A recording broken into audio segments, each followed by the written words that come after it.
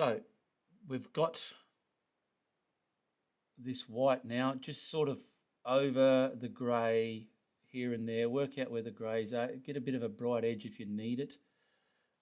This one here.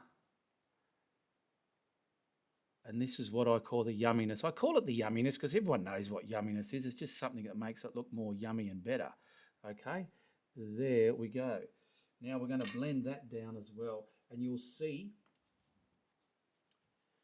before I put this on and after it's been put on how it's made the clouds look. So you can go to the video just before I added this yumminess, pause it and take a screenshot, and then go back to once the yumminess has been blended in.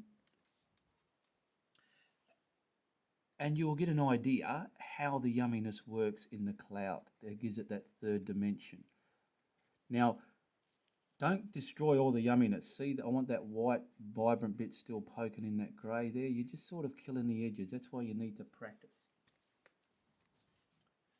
And you can just see how those acrylic clouds look like they're smooth, they're wet, they're fluffy, they've moved like an oil artist can get.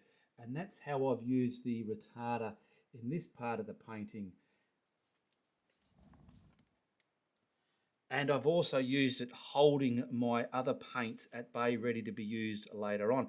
This here, what I did the clouds with, there's no retarder in it. But if I feel, oh my goodness, I think I might use that later on. Watch this. I've got my retarder, there's a couple of drops there. I think that's enough.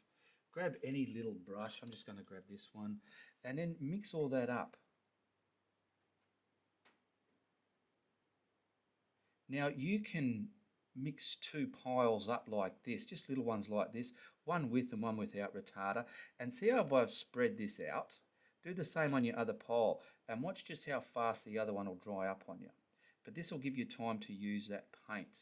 So I've pretty much saved these paint now because I've added the retarder, and that is still wet. It would already be skinning up by now if I never had that retarder in there.